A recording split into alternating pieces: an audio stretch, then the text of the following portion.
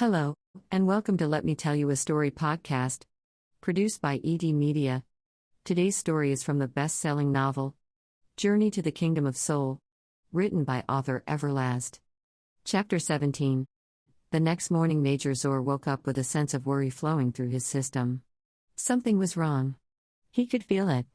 They hadn't received word from the negotiating party they sent to the Brook with Timu's demands.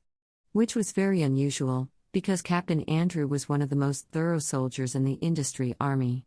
A mission of this importance would not be carried out to the T, and he would stick around there behind enemy lines for too long. Major Zor emerged from the back of his wagon sporting the look of a man who was ready to take care of business. His two armed guards snapped to attention, then hopped right in step with the general. They headed straight for the commander's wagon without saying a word. Major, Commander Al-Hadik greeted Zor with a firm salute. Al-Hadik was usually the first one in the commander's quarters for their meetings. Al-Hadik, have we heard anything from Captain Andrew and his party? Zor asked, as he strolled over to a small table that held a pitcher of fresh water and some dry apple bread. No, sir. I was thinking we might hear something from the captain and his party today, Al-Hadik said, clouding up the wagon with his first leaf roll-up for the day. Something is not right, Zor said as he sat down and nibbled on a slice of apple bread. You think those humanos will try to hold the captain and his party prisoner? Al-Hadik asked. I don't know. I've never dealt with these type of people before. A lot of them are part beast, and that beast blood might be doing the thinking for them, Zor said, feeling unsure about the entire situation. Do you want to send in another group? Al-Hadik asked the general. We can send in a bigger one this time. That sounds like a good idea, Zor agreed. And we send out a scout with strict orders to travel in the shadows of the group. He is not to enter the Brook with the group, and if things don't look right he is to return to the camp immediately. Commander Al-Hadik nodded in agreement. I will put that together immediately. The first night, Fungi stepped up into the wagon and saluted both men. How are things looking with our next venture? Fungi asked, grabbing himself a slice of apple bread. Excuse me, Al-Hadik excused himself, then exited the wagon to put together the group for the next operation. We are in the midst of putting together another party to send to the Brook, Zor answered. Why? What happened to the first one? Fungi asked with a surprised look on his bearded face. That's what we want to find out, Zor said. Fungi, what do you know about Papa Big and the Humanals? Fungi was born into the Industriarmy. Hence the right for him to become a first knightsman within the army. He sat down across from the general and said, Not much. I think when it comes to information about the Brook we've been in the dark about a lot of things, because this is a part of Musina we haven't traveled to since the days of Great Uncle Bully. Our focus has been on the western parts of Musina, Zor added. From what I've heard through the years, the people of the Brook are fierce fighters, Fungi said. But I don't think they've been tested by an army as large as ours. I don't believe so either, but that doesn't mean we underestimate these humanals, Zor said with a taste of disgust in his mouth. Of course not, sir. Is there anything you need me to do today? Fungi asked, as he stood. I want you to make sure the army is ready to move out on a moment's notice, Zor answered. Med and Al-Hadik will get to the bottom of what happened to Captain Andrew and his party. If something did happen. Yes, sir, Fungi saluted the general, then left him to his thoughts. Nippali's words had been running through Zor's mind all night long. He did not know why Nippali was so interested in Zor having his own piece of Musina all of a sudden. But her words did run true. One had to tread lightly when dealing with Timus. Zor did not have an approach for a delicate meeting like this, and he needed to have his words together before he went to his leader. And his photographic mind allowed him to remember everything, then enter your mind if you don't live up to the words you spoke to him. Zor needed some air, and a nice ride around the large camp would give him a sense of independence and duty at the same time. Stepping out of the commander's wagon, Zor took a look around. A lot of the Industriarmy soldiers and commanders were working out or running through a few drills of hand-to-hand combat preparation. Zor took in a deep breath of the clear fresh air, and let his thoughts flow with the energetic scene before him. A troop of soldiers came jogging through and Zor watched with admiration. The Industriarmy had come a long way since he has been at the helm. Major Zor's firm position on every soldier being physically prepared for the journey toward world dominance had been a welcoming one by Timmuz and the governing body of Industriarmy, giving him free rein to build the army into the powerhouse everyone in Industriarmy could be proud of. Aim. Fire. Zor looked over to his left and watched as 3 rows of archers took target practice on makeshift targets posted on some trees. Aim. Fire. As the first row of archers released their shot, they would step back and let the next row of archers unload on the same target. Major Zor made his way over to the commander's post, with his 2 guards close on his heels. Commander Gossi saw the major approaching the post and decided to meet him halfway. "Sam, take over for me." "Yes, sir." "Morning, Major," he greeted Zor with a salute. "Morning, Commander. How are they looking?" "They're looking more ready than they were a year ago," Gossi proudly said. "That's good. Make sure they're ready to roll out in a few days," Zor said. "Yes, sir." "Did word come back about the Brook status?" "No. We are sending in another committee to see what happened to Captain Andrew and his party," Zor said. The 2 leaders strolled away from earshot of the other soldiers, with the general's 2 personal guards stepping over to give them some space. "You think something went wrong with the first committee?" Gossi asked, as he played with his chew stick. "In my gut, yeah. But we don't know for sure yet." "How are things within the camp?" Zor asked. Gossi was head of the Industriarmy's massive battalion of archers. Even at the top of the rankings, Gossi was still well in tune with the lower rankings of the army. Word had it that Gossi had spies within the army that kept him abreast of everything that occurred in and outside of the army. "Everything is rolling along, but the need for more food might come up in a few weeks. I figure we should be within the walls of the Brook by then," Gossi said nonchalantly. "I don't want to underestimate the Brook." "Neither do I, because we don't know their army's capabilities yet. But the strong belief of survival should be preached to our troops in more ways than one to give them the sense of urgency they'll need to go in there and hammer them," Gossi explained with his view of wisdom. "Procrastination will be costly this time around," Zor added in a matter-of-fact tone. "I agree." "What about the regular ones?" Zor asked. He never referred to the Industriarmy captives as such, or slaves. Always the regular ones. The 2 men stopped strolling and Zor could feel the sun's rays beaming down on him through the tall trees. He told himself it was going to be another hot day in the tropical forest. "They're holding up pretty well with keeping the camp going." "What about the sounds of their native music I've been hearing during the nights?" Zor asked. The question made him sound more concerned than he actually felt. Since he was promoted to the commanding major of the Industriarmy, there never was a worry of their captives reverting back to the cultures and traditions they were stripped of. "Do you want it to stop? I can put together a patrol that will put an end to any late-night activities," Gossi said. Zor always liked Gossi's loyalty to Industriarmy.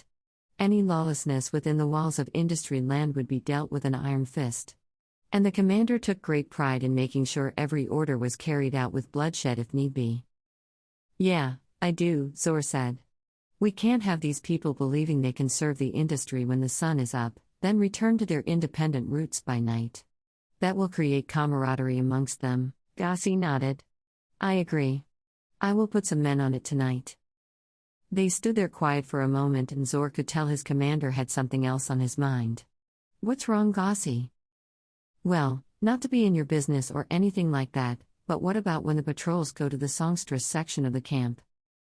"What do you mean?" "Well, she does have the biggest following at these night get-togethers. And I hear most of the songs she sings are native songs," Gossi said. "And that's what we are trying to stop here, right, Commander? No one gets favorable treatment. Not even her," Zor snapped. The thought of what he and Nipoli did under the shadows of the night made Zor feel vulnerable. Gossi stared at the general, giving him the look of not being a fool. He knew about Zor and Nipoli having meetings together, but he couldn't come right out with it, because even though Gossi was a well-respected commander within the Industriarmy, he could still find himself in a bind if he speaks the wrong words. In Industriarmy, everyone was expendable to the major in Timmuz. "Understood. I just thought that Timmuz might have an objection with us going to disrupt the songstress," Gossi said. "Nipoli and her section receives the same treatment as the rest of the camp," Zor said. "And don't worry about Timmuz. I'm on my way to speak with him now. I will explain the crackdown, and he will agree, he added confidently. Yes, sir. You may carry on with the exercises, Commander, Zor said, indicating the end to their private meeting. Get the horses. On his ride through the camp, Zor replayed his conversation with Gossi in his mind. If the commanding officer was talking about his relationship with Nipoli, then it was safe to say Miss was also in on his late-night escapes with the songstress. Zor knew Gossi was smarter than he appeared to be in their talk.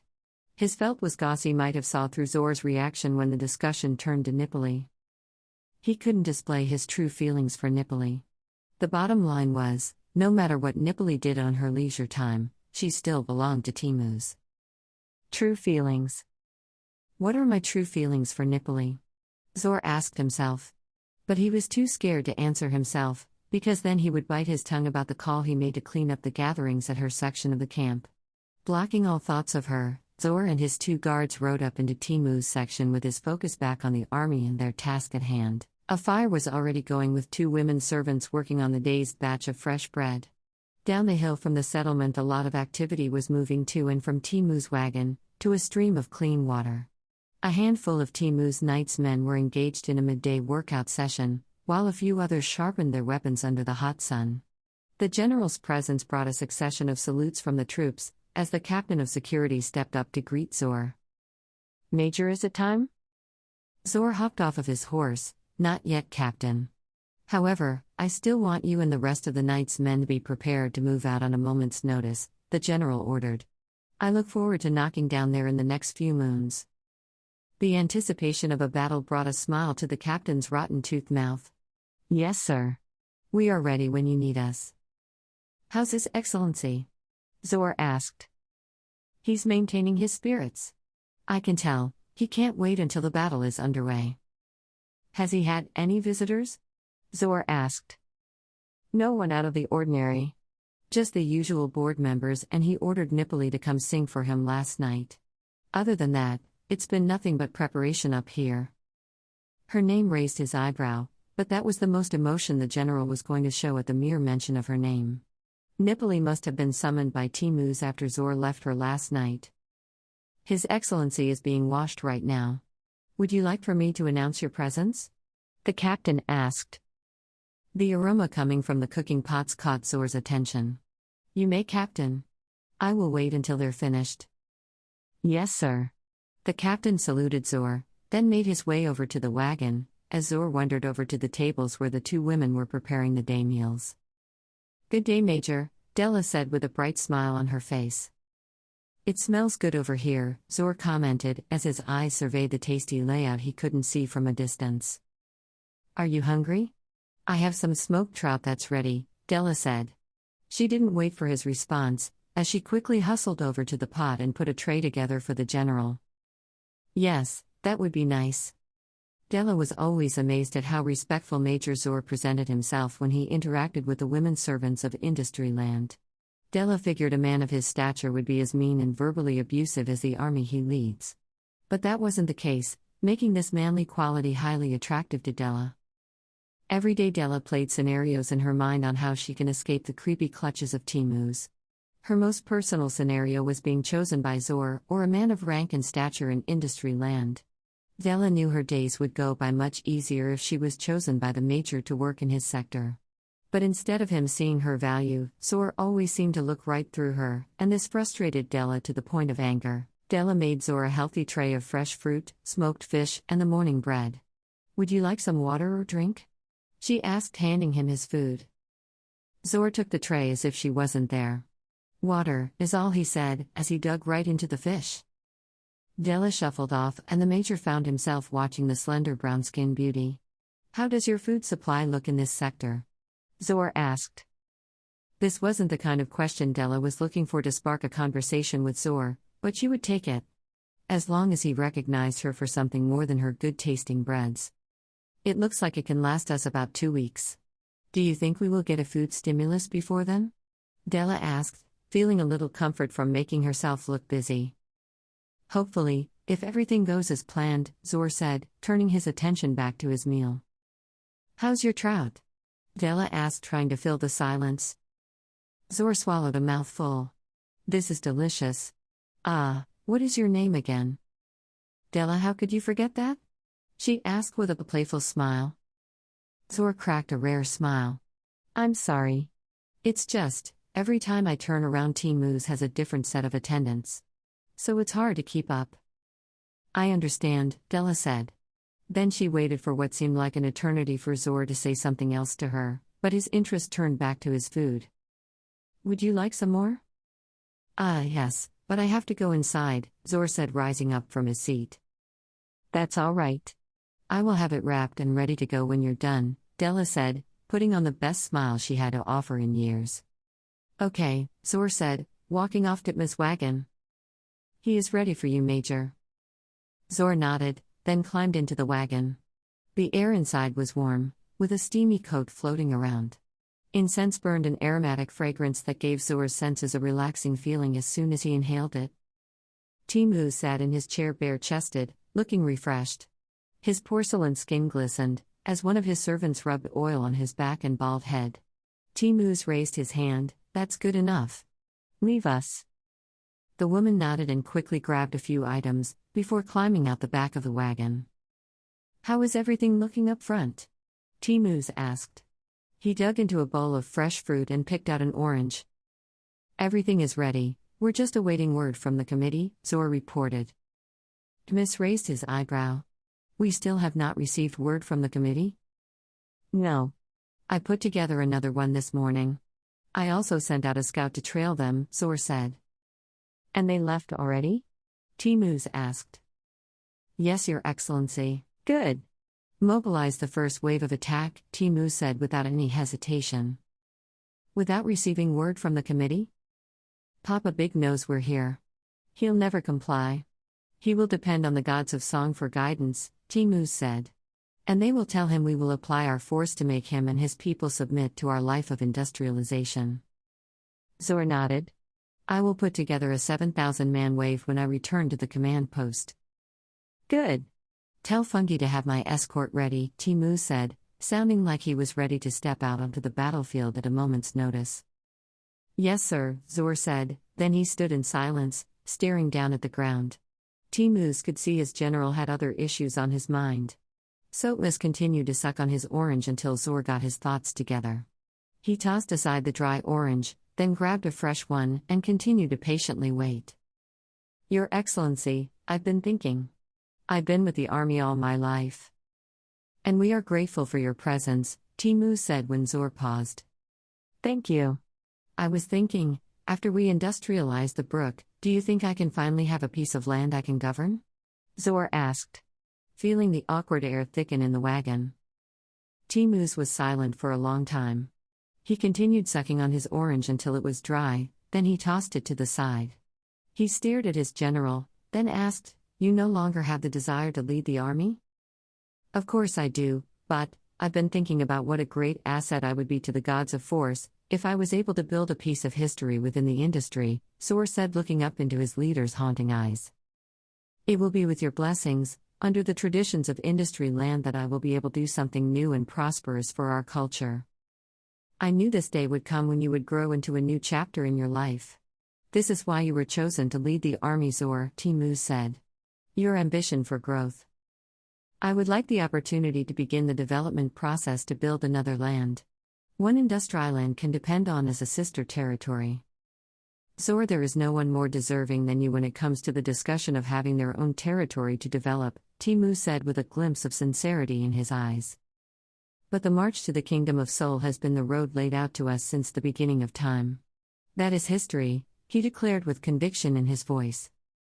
This is true, and I've been blessed by the gods of force to be a part of the reviving of this historic campaign, Zor said with pride. I would just like the opportunity to show my abilities in another form.